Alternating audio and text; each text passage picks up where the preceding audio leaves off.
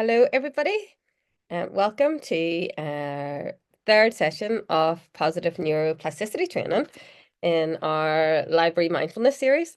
Today, we're going to be looking at how we can use our brain to change our mind for the better. So let me introduce you to my slides.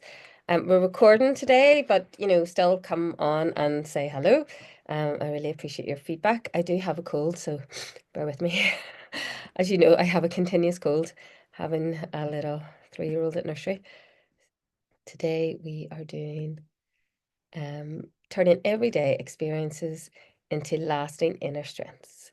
So this is the thing. It doesn't have to be anything super special. Just we are what we repeatedly do. I think that's important to know. We are our habits. We are our little old ways. That's what shapes our brain. But before we get into that, I would like us to start with a little practice of peace, contentment, and love. Excuse me. This is gonna just set us up to be able to learn and to really to listen. Okay. So if you would like to sit in a nice, comfortable seat, or if you want to lie down, that's also fine. So just make yourself comfortable. We want to establish a basic integrated sense of peace, contentment, and love. And these things are always here. They're always with us. You can say they're at the safe island of mindfulness in your heart. So we also call it the green zone, the relaxation zone, the responsive mode. And sometimes it just takes a few breaths to get there, to access it. Sometimes it can take days and days of practice. But the more we practice going back to our safe island of mindfulness, the more accessible it becomes. And you can do this practice in less than a minute when you first wake up or before you go to bed. It's a way of tuning in. So as best you can, maybe having a couple of deep breaths. Inhale. You're lucky enough to be able to breathe in through your nose, and then a big exhale. We'll do that twice more.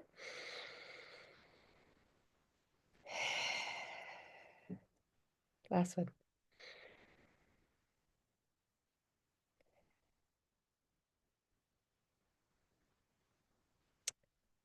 Just allowing your breath to return to its own normal, natural rhythm without any effort. You're just going to sit. Maybe relax a bit, roll the shoulders back, get comfy in your chair. Coming into a sense of presence with yourself.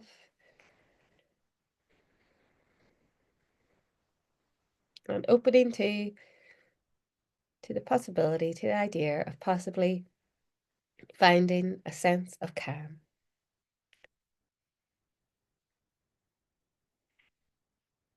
Of relaxation, of all rightness right now. It might not be perfect right now, but it's all right. We're still here, still breathing. We have another chance to say hello. See if you can notice a feeling of being unthreatened right now, that you're protected, that you're strong, safe.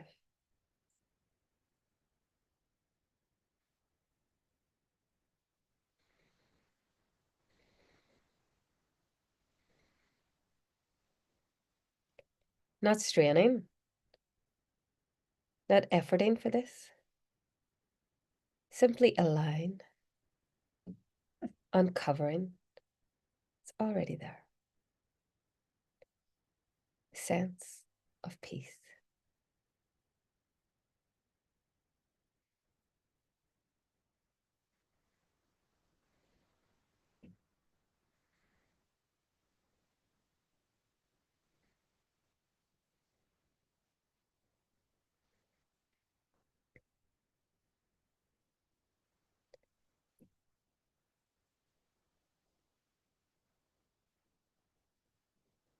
And now opening to, finding a sense of gratitude, gladness, enoughness in this moment, a sense of fullness.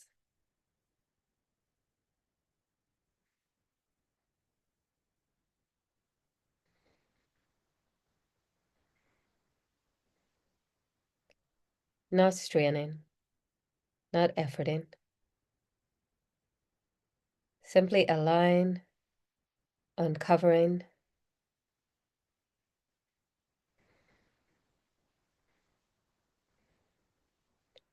a sense of contentment.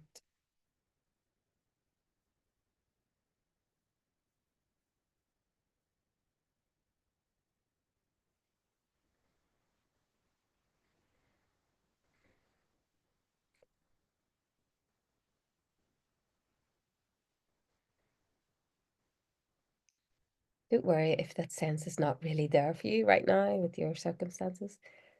Just open to the possibility that it could be. It's somewhere in there. Contentment is there too, despite all the things, in the midst of all the things.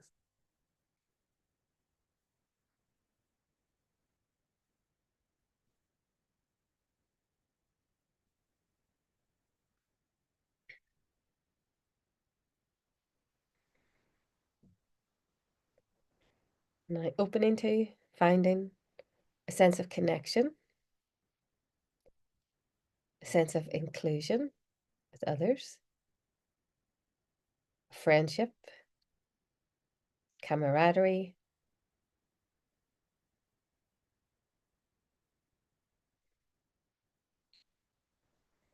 being liked, cared about, appreciated, respected,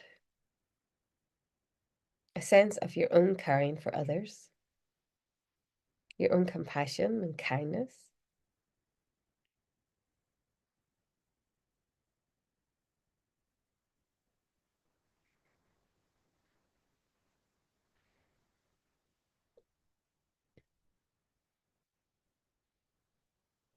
not straining, not efforting, simply allowing, uncovering, a sense of loving and being loved.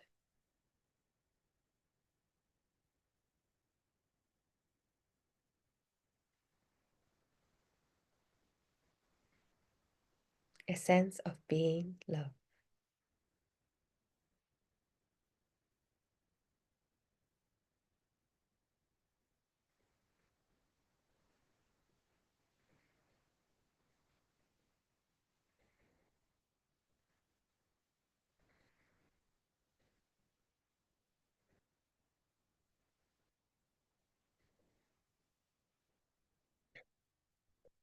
Getting a sense of peace, contentment, and love, all present together in your mind.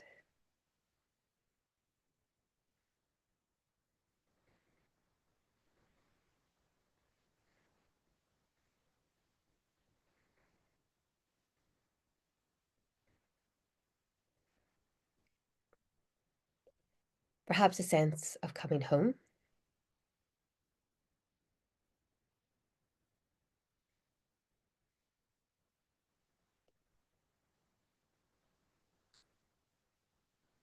resting in peace, contentment, and love, all present together.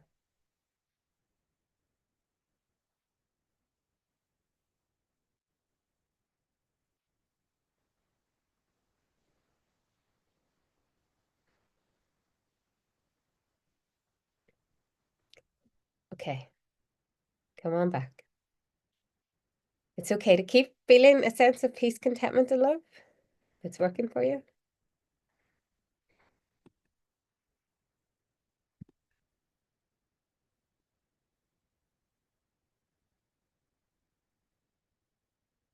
So what we're going to look at today, what is neuroplasticity? Why is neuroplasticity important? How to enhance neuroplasticity? What is positive neuroplasticity? Examples of positive neuroplasticity, benefits of positive neuroplasticity, how to foster neuroplasticity, and taking in the good, a wee practice called taking in the good. And again, the peace, contentment, and love meditation. We'll do it again at the end. We have time, we'll have a poem as well. And yes, probably never expected to say neuroplasticity so many times and in less than a minute. But let's find out what it is and why it's important. So neuroplasticity is often referred to as brain plasticity. It is the ability of the brain to change and adapt in response to experience, learning, injury, or other environmental influences. This adaptability occurs at different levels.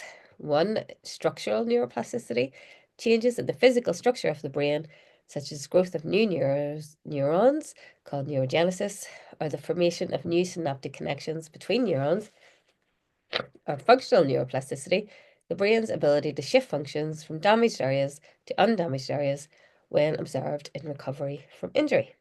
So thank goodness there is neuroplasticity because it helps us recover. Neuroplasticity is a lifelong process, although it is most pronounced during childhood when the brain is still developing. So back years ago, people used to think when you were 21, that was it. You were fully formed.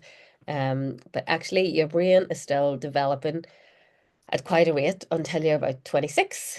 So if your kids are still your kids until they're 26, and after that you can say they're fully grown, really, in terms of the brain. But actually, even if you're 76, you can still change your brain. What you do on a daily basis will create neural pathways in your brain, and you can't always change your mind through changing your brain. So why is neuroplasticity important? There's kind of like 5 key areas, and one is learning and memory. Neuroplasticity underlines our ability to learn new skills, acquire knowledge, and store memories. It enables the brain to strengthen frequently used pathways and weaken unused ones, making learning more efficient. So this is how it works as a wee baby. As a child, that's how we learn language, how we learn what our social norms are, and the brains. If we don't learn language or music, then we don't use that part of the brain. So it strengthens the things that we use, the things that we do, and it lets go of the ones that we don't. Um, it's really important for recovery of brain injuries. After injuries such as strokes or traumatic brain injuries, neuroplasticity allows other parts of the brain to take over functions that were performed by the damaged areas, aiding in recovery. So that's really amazing. Other parts of the brain can help to do the functions of the part that's damaged, but it is harder, and it's like, completely learning from scratch again, but it's also possible. It just takes time. Adaptation to change. Neuroplasticity allows individuals to adapt to changes in their environment, such as learning a new language, skill, or even adapting to sensory loss, e.g., heightened hearing in blind individuals. It also helps with mental health and resilience, plays a role in overcoming mental health challenges such as depression, anxiety, and PTSD by helping to rewire negative thought patterns and establish healthier neural connections. If you do a therapy like uh, CBT or something like that, you're basically rewiring your brain to think differently than the current thought patterns that you're having that are causing suffering. And number 5, aging and cognitive reserve. I think this is very exciting. Neuroplasticity helps to maintain a high level of neuroplasticity can contribute to cognitive reserve, helping to delay or mitigate the effects of age-related cognitive decline. I'll talk about that again in a future slide about the taxi drivers. Okay, so neurons that fire together wire together. This is a very famous little saying, and it's again going back to that we are what we repeatedly do. So neurons that fire together, wire together is a simplified way of describing the principle of Hebbian learning, named after the psychologist Donald Hebb, who introduced the idea in his 1949 book, The Organization of Behavior. This principle explains how neural connections in the brain are strengthened through repeated and simultaneous activity.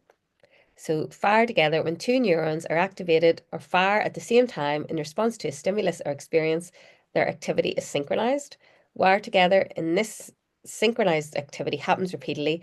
The connection, the synapse between these two neurons becomes stronger and more efficient. The process reflects the brain's adaptability and is a fundamental mechanism of neuroplasticity and ability of the brain to change and reorganize. So it's really powerful to to basically do the same thing over and over. And if you think about it, what do you do every day? If you start to think about your routines and what you do, those kind of things are just wired into your brain. You know, it's like when you learn how to drive, and first of all, you're very clunky, and you're like mirror, signal, maneuver, and you have to think all the time. And then you do it without thinking. That's because your brain has formed neural pathways and it's just really smooth. And those we are like super highways in your brain that makes it easy. So um, I hope that's interesting, helpful for you.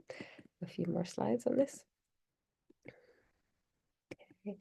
So how do we enhance neuroplasticity now that we know that it's a good thing? So neuroplasticity is the foundation of our ability to grow, adapt, and thrive throughout life.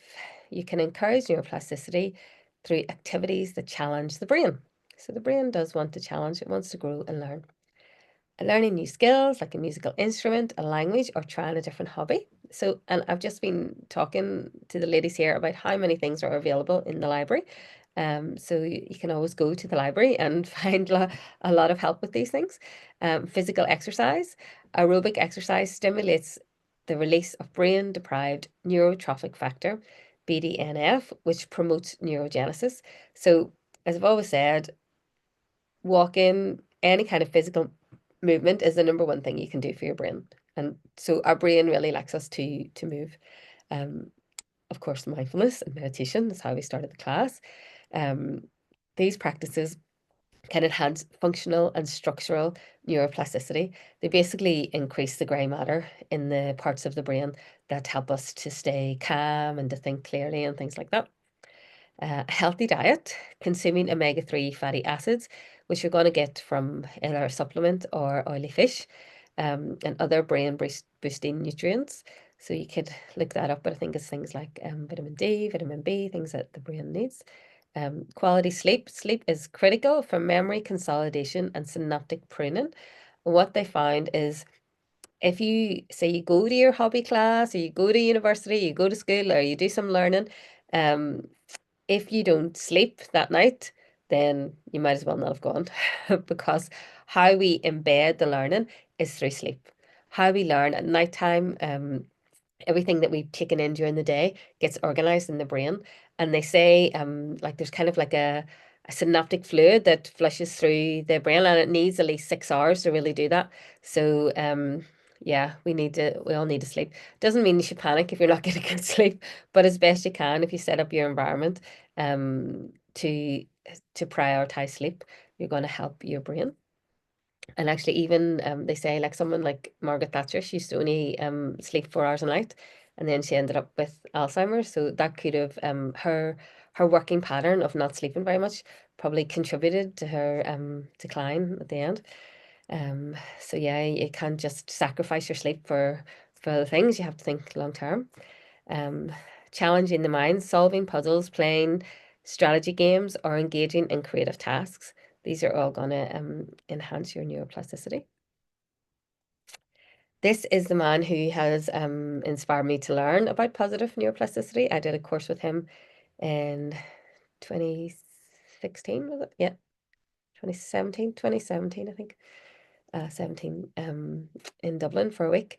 So I met him in person. He's a great guy. And he coined the phrase that our brain is like Velcro for negative material and like Teflon for positive material. We'll look at that in a minute. So he wrote a whole book called Hardwiring Happiness about positive neuroplasticity. And it basically refers to the process of strengthening and forming beneficial neural connections in the brain as a result of positive experiences, habits, and thoughts. It contrasts with negative neuroplasticity, where harmful behaviors or thought patterns lead to maladaptive changes in the brain. The positive neuroplasticity emphasizes the brain's ability to adapt and improve in ways that enhance well-being, learning, emotional resilience, and overall mental health. It is a key concept in neuroscience, psychology, and personal development. And whether you have this debate between the optimists and the pessimists, well, they're both right because whether you think you can or you think you can't, you're right. So it's how you view the world.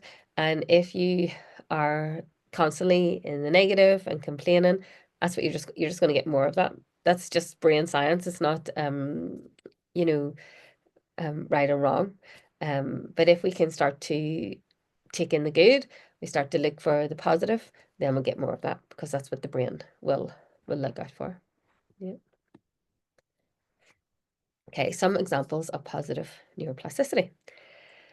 Learning new skills, we've talked about that. Mindfulness and meditation, we've talked about that. Physical exercise, cognitive training, positive thinking and gratitude. Focusing on positive emotions and practicing gratitude can strengthen brain regions related to happiness, such as the prefrontal cortex, which is also the part of the brain that's rational and calm. And therapeutic interventions like CBT can help rewire the brain to replace negative thought patterns with positive ones. So these are all simple things that you can just incorporate into your daily life. And this is my wee example about the taxi drivers. So this has been well known for a long time. If you want to be a London cab driver, London cabbie, you have to do a 3-year course, which I didn't know before, a 3-year course called the Knowledge. And at the end of that 3 years, you have a map of London in your brain, quite literally. They can do an fMRI, a functional magnetic resonance scan, and they can see that your hippocampus is much bigger than my hippocampus and anybody else's normal hippocampus. Hippocampus is to do with your spatial learning and things like that. So they have uh, so the science was, wow, these guys are studying this and they have a big hippocampus in the brain. They have an expanded area of the brain to do with spatial awareness. But the longer term studies are now showing that they're also much less likely to get Alzheimer's and cognitive decline. So the fact that they have done the knowledge is neuroprotective. Um, Studies using MRI scans show that mindfulness meditation, which we've been doing for the last few months here, can increase grey matter density in areas related to learning, memory, and emotional regulation. That's what I mean by CAM. This is your hippocampus, which is what the cab drivers do, and your uh, your prefrontal cortex. It also reduces amygdala activity. The amygdala is responsible for fear and stress responses, um, and it helps those areas to shrink and become less reactive. And mindfulness practices leads to lower stress because your amygdala is shrinking. And people who are really anxious, their amygdala is increasing, and we want to have less amygdala because the amygdala is like the wee meerkat on the lookout. Something might happen, something bad's going to happen. So, yeah, you want that to kind of shrink a bit, and through mindfulness practice, it will do that. And the neuroplasticity of mindfulness also strengthens connections between brain regions, improving focus, self-awareness, and decision making. So it's kind of like the science that backs up people's experience of being a meditator. When you start to practice and you do meditation, especially on a regular basis, you start to see changes in your life and changes in how you feel. And the brain imaging scans and the research shows that it's actually working. There is a difference between you know, just going about your life and constantly, like this all the time, and actually taking 20 minutes to stop and breathe. And it's not just that 20 minutes that it's going to benefit you, it's going to benefit you the other 24 hours of the day. Hayashini says, would this practice help with brain fog? Yeah, it helps with everything. I believe that it helps with brain fog. I don't personally have a study or anything on that. It might be something that you could Google and ask Google if there is anything on it. But I think it is very helpful because it's going to give you more clarity. It's going to give you more space in the mind. But you need to do it on a regular basis. It's not just a one and done. Now it's better. Because if you're getting brain fog on a regular basis, you need to be practicing meditation on a regular basis. Yeah. Yeah. And you could, it's like you do everything as an experiment. Try it for a month and see how it goes. sign up for my monthly meditation every morning from 7:30 to 8 o'clock. I'm offering these daily meditations, and everybody from January has signed up for February because the benefits are just really amazing. Yeah. And even though people are often struggling with difficult things in their life, doing this half an hour every day really supports them. Okay, Gail, definitely feel this course has helped with positive thinking and resilience. Brilliant. I know I may face difficult things, but instead of worrying about what may happen, have started to think we'll deal with bad things if they occur, and I'm less likely to panic if they do. So many thanks, Bridget. That's amazing. That's amazing, Gail. Yeah, I'm delighted to hear that. It is so interesting, just subtle changes in how we think can really shift the color and the texture of our day, even when we have a lot to deal with. The other morning I had a flat tire. I had to get Betty to school. I had to, go through the roadworks to try and sort out my flat tire, and I had to walk Buddy, and there were so many things going on. And I thought, how did I do all that before 10 o'clock? Because you just, you have more capacity to deal with difficulty. Yeah, yeah, that's definitely one benefit I can attest. But yeah, thank you for that. I'm so delighted for you. Gail, that's brilliant. Brilliant. Okay, let's look at some of the benefits I've got written down here for you. So, um, improved emotional well-being, positive neuroplasticity strengthens the brain capacity to manage stress, reduce anxiety, and cultivate happiness. So you can see why, people who are really into sport are really into their hobbies, and how it really helps them in their life. So if we don't have a particular thing that we do, then something like meditation is pretty accessible. I think it should be accessible for everybody. Um, and then the benefit is enhanced learning and memory. Forming and reinforcing beneficial neural networks help improves memory retention and the ability to learn new information. So it doesn't have to be true that because you're getting old, you can't remember things. And quite often, I don't remember what I'm doing, or I can't remember what I'm supposed to do. But I've always been like that. I don't think it's because I'm getting old. But if you just pause and breathe, and then it can come back to you. And if you do more of that, it does improve the memory. Um, recovery from trauma or injury. Yep, it helps facilitate that. We've talked about that, how, if maybe your language center has been damaged, then the brain has to work really hard to have another part of it to help you process language. Yeah, it's really incredible. Um, and if you have the belief and the knowledge that it is possible that you can do it, then you're also more likely to do it as well, rather than saying, "Oh no, now that I've had this is it." No, you can always work with the brain. It's plastic, if you think about it like that. Increases our resilience. It strengthens neural connections related to emotional regulation. Coping mechanisms make individuals more resilient to life challenges. Yep, that's what I was just talking about there. Prevention of cognitive decline. I just love this. Activities that promote positive neuroplasticity can protect against age-related cognitive decline and neurodegenerative diseases like Alzheimer's. And I think this is really exciting to be aware of this, that it's not inevitable that we're all just gonna decline, that we can actually take positive steps to help protect not just our mental health, but our actual brain health. Yeah. And also, thinking about what we eat and sleep and move, all of those things are actually protecting not just our body, but our mind.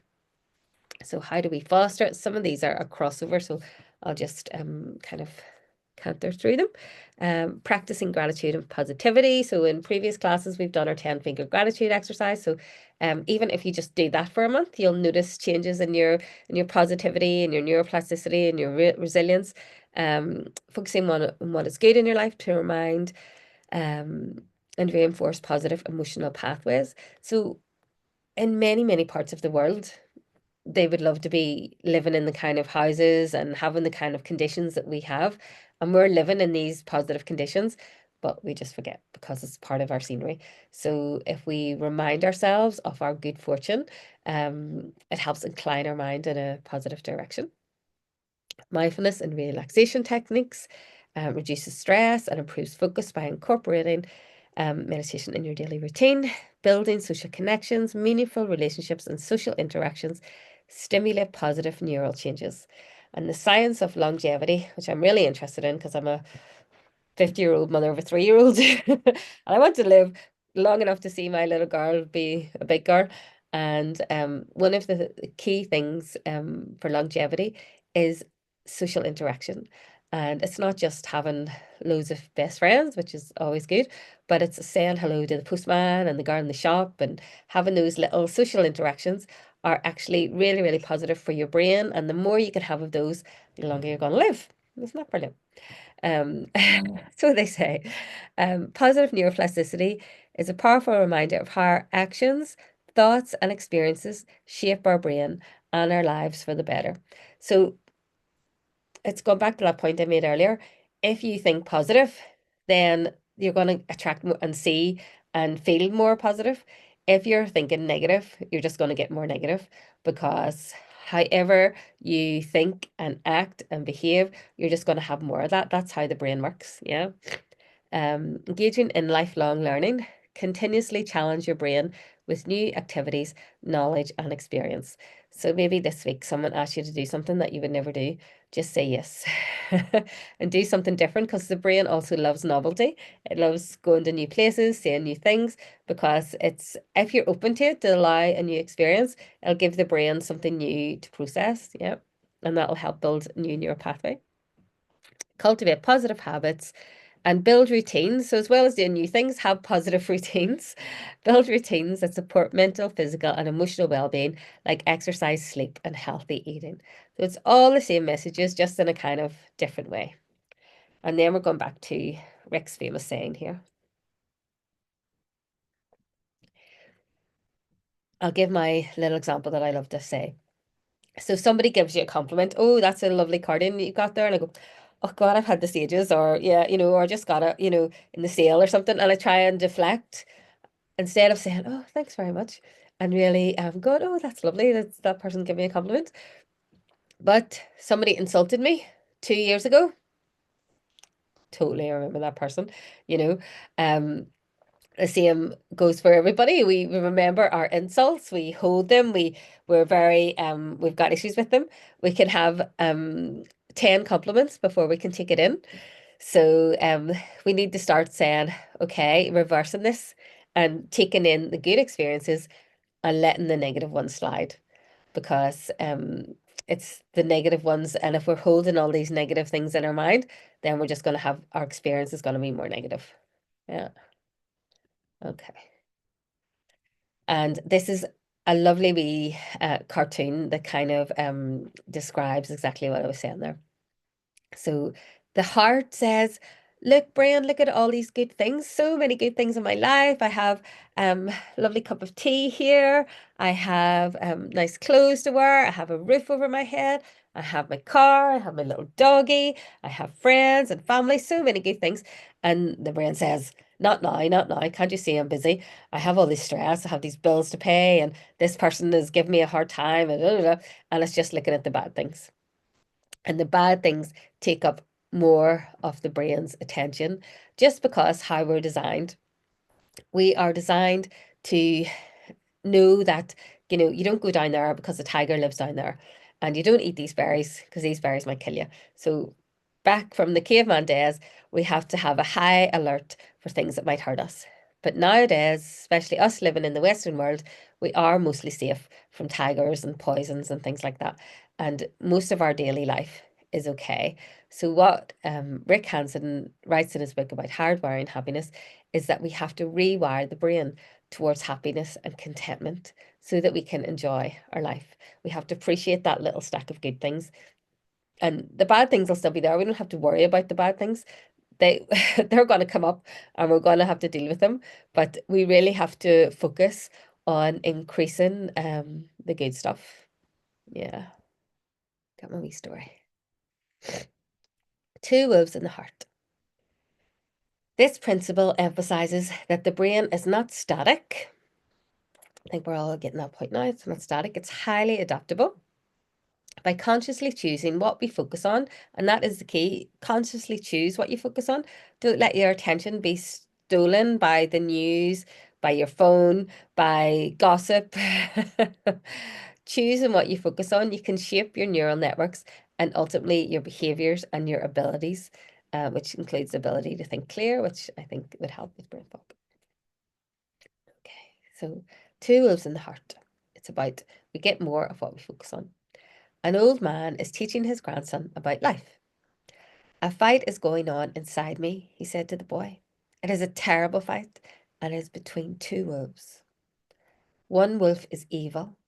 He has anger, envy, sorrow, regret, greed, arrogance, self-pity, guilt, resentment, inferiority, lies, false pride, superiority, and ego. He continued, the other wolf is good. He is joy, peace, love, hope, serenity, humility, kindness, truth, compassion, and faith. The same fight is going on inside you and inside every other person too. The grandson thought about it for a minute and then asked his grandfather, which wolf will win? And the old man simply replied, the one you feed. Yeah. So are we going to be feeding the wolf of hate or acknowledging and claiming the wolf of love? And I do think it's important to be conscious about that because we can just end up following the crowd, following the wind, and maybe going down a wrong, a not very helpful neural pathway. And we really want to start cultivating the good things. So this is from Rick. Our brain has a negativity bias, which makes it like Velcro for the bad and Teflon for the good. So we have to learn to take in positive experiences, weaving them into the fabric of our brains. Yeah. So we're going to do a practice where we can learn how to do that. And this is just, I wanted to show you this visually. That's what's happening. All the positive things are just bouncing off and the negative things are going in there and shaping the brain. So this taking in the good practice, it has 3 easy steps. And I'm going to talk you through it a wee bit slower. But it is the first step is notice a pleasant experience. And as I always like to say, it doesn't have to be your wedding day. It doesn't have to be winning the lottery. It's just something like a wee child smiling at you, a sunset, um, something that you think, oh, this is lovely, nice cup of tea. Something pleasant, okay? And then don't let it slide. Don't just let it go. Stay with it and have at least 3 breaths. 10 breaths is better. Yeah, take a mental snapshot, make it bigger, really appreciate it in your mind, and then absorb it. Allow that pleasant experience to sink into you. So when we do this practice of taking in the good, we are going flowers in the garden of our mind. It feels good in the moment and it climbs us towards skillful and beneficial actions towards others and the world. And it crowds out the weeds in the mind and prevents them coming back. So the more you can take in the good, the less you're going to focus on the negative. And it has several benefits. Um, it's a kind of whatever it is that you're taking in the good of, that's creating an inner strength in you. Um, it's also given you a new perspective and ability to take in the good because the more you do it, the more you can do it. And you start to see the good in other people and in the world and importantly in yourself. And it means that you're being active rather than passive in your mind. So you're actually being a participant in life rather than just let life happen to you. You're starting to actively create life, create good things. Yeah. Um, and it's good to have good in its own right because otherwise we just feel helpless. And you treat yourself like you matter, um, especially if you haven't felt like that in the past. So it's a training in attention, just like mindfulness, where we sit with things as they are. This is a training in attention of the positive. And it's sensitizing our brain to the beneficial. And it's a positive cycle instead of a negative cycle. As you feel more resourced, this leads you to act differently, which brings you more beneficial experiences that you can use to grow even more resources inside yourself, which is also really helpful in relationships. Or as Lazu said thousands of years ago, um, keep a green bough in your heart. Yeah. So we can try this practice again. So I want you to think of something right now, maybe in your environment. Maybe I have some beautiful curtains here. You might have a lovely plant.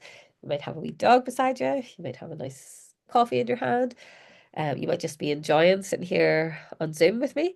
Um, However it is, if you can notice something pleasant, something you can see, something you can feel, something you can hear, something you can appreciate. You might just like your warm jumper. So the first step is to be aware, to notice something good. And then take it in. And we do that by staying with it. Don't quickly go on to the next thing. Stay with it. Breathe it in. Breathing in my nice warm jumper. Breathing out, feeling cozy. Having a few breaths with it. And then allow this pleasant experience to be absorbed into the brain. Just even visualize it happening. Creating new neural pathway, new neurons firing together. And smile.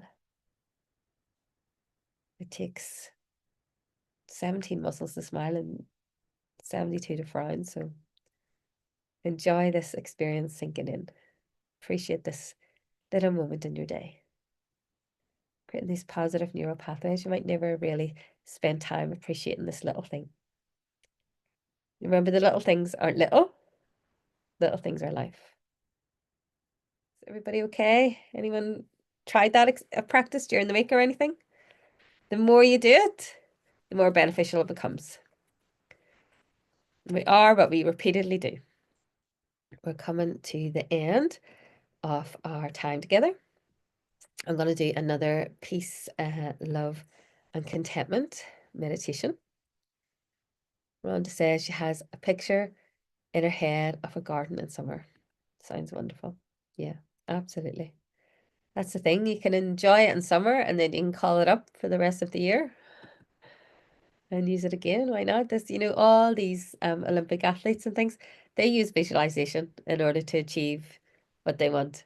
So, the brain is a powerful, like Tiger Woods and I'm sure Rory McIlroy and all these dudes, they visualize what's going to happen before they go out and do it. So they create a positive image and then they put it into action. This is sports science from, yeah, a long time. So we can do it in our lives too, to visualize, positive outcomes before meetings or events and things like that. I'm going to do another peace, contentment, and love. So now that you've had time to kind of hear some of the science behind it, you might like to give it a go. And, you can just, if you're not feeling it, you can still do it and gradually those neural pathways will start to fire together. Okay, and it will come together for you. Okay, so we're going to finish with a practice to help us establish a basic integrated sense of peace, contentment, and love. We're going to rest in the green zone, the responsive mode. Just relaxing and coming into a sense of presence with yourself. You might like to take 3 more deliberate deep breaths. Inhaling and exhaling. I have to breathe in through my mouth right now, but the best thing is through the nose.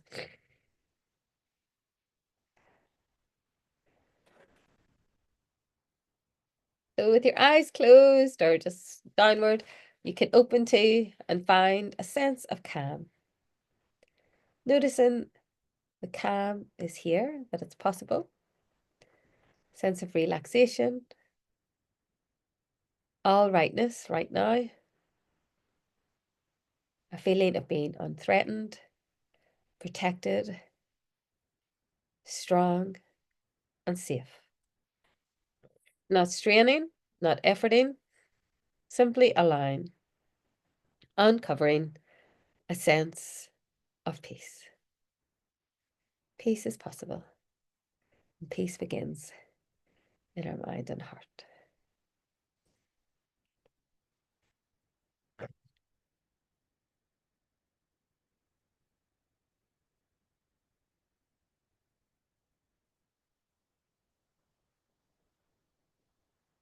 Staying with this sense of peace, enriching it, absorbing it, sinking into it as it sinks in to you.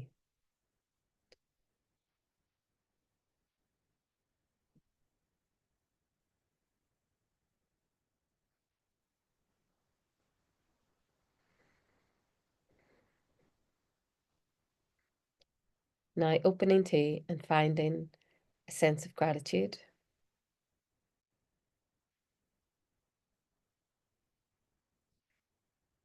gladness, enoughness in this moment, sense of fullness,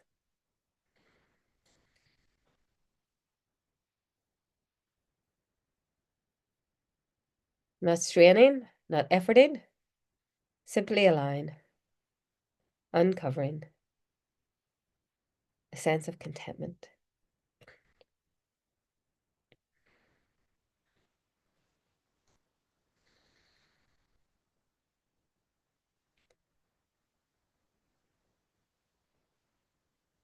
Staying with the sense of contentment, enriching it, absorbing it, sinking into it as it sinks in to you.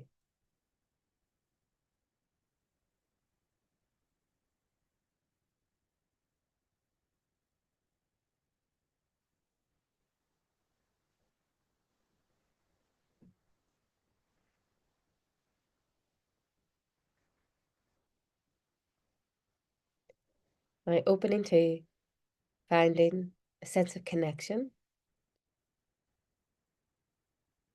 a sense of inclusion with others, of friendship, camaraderie, being liked, cared about, appreciated, respected, a sense of your own caring for others, your compassion, kindness, not straining, not efforting, simply allowing, uncovering a sense of loving and being loved.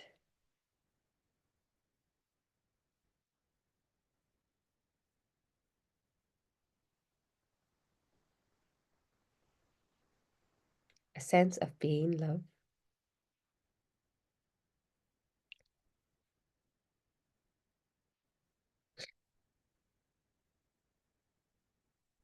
You don't need love. You are the love.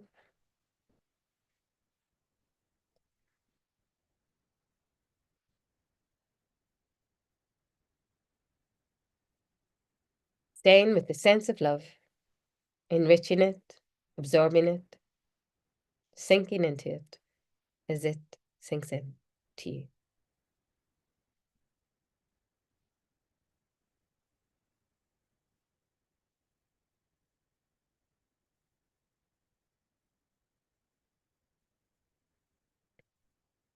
Getting a sense of peace, contentment, and love, all present together in your mind.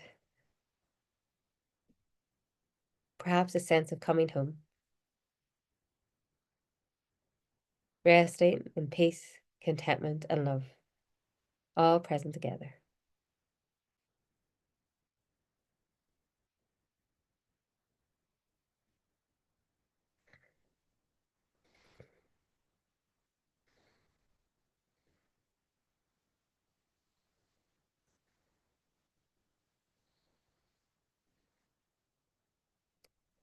Okay, so you can come on back now. And it's okay to keep feeling a sense of peace, contentment, and love, or working on that every day, just cultivating 5 minutes where you feel peace, contentment, and love. It's going to create that neural pathway in your mind and make it real. Tammy has left me a little message. Jenny has also posted for next week's session, so please register if you'd like to be here next week. And Tammy says, growing flowers in your mind is a lovely thought to take away, as it helps folks to appreciate that there's always hope for good things. Given flowers will either regrow, grow, or can be planted anew if need be. Absolutely. And there are countless varieties available, thus allowing beautiful blooms all year round. 100%, Tammy. Well done. Oh, thank you, Heather. I hope my cold gets better soon too. I have to do a talk for 400 people on Friday, so I'm really hoping it's going to be better. I'm going to read you a poem to finish. This poem is written by Thich Nhat Hanh, who probably wasn't specifically aware of neuroplasticity as what I've just been telling you, but it's called The Good News, so it's really about positive neuroplasticity. When you were talking about gratitude, I went through a 10 finger exercise and became aware that the darkness from my clothes had changed to a dark green colour, which felt very peaceful. Wow. Thank you, Alison. That's beautiful. Gorgeous. So here we go. The Good News by Thich Nhat Hanh. They don't publish the good news. The good news is published by us. We have a special edition every moment, and we need you to read it. The good news is that you are alive, that the linden tree is still there, standing firm in the harsh winter. The good news is you have wonderful eyes to touch the blue sky. The good news is that your child is there before you, and your arms are available. Hugging is possible. They only print what is wrong. Look at each of our special editions. We always offer the things that are not wrong. We want you to benefit from them and help protect them. The dandelion is there by the sidewalk, smiling its wondrous smile, singing the song of eternity. Listen, you have ears that can hear it. Bow your head, listen to it. Leave behind the world of sorrow and preoccupation and get free. The latest good news is that you can do it. There you go. The latest good news is that you can do it, and I can see from the comments that you are doing it. So thank you so much, and I look forward to seeing you all again next Tuesday morning. Thank you so much, and thanks to everybody at NI Libraries. Bye, everyone. Thank you.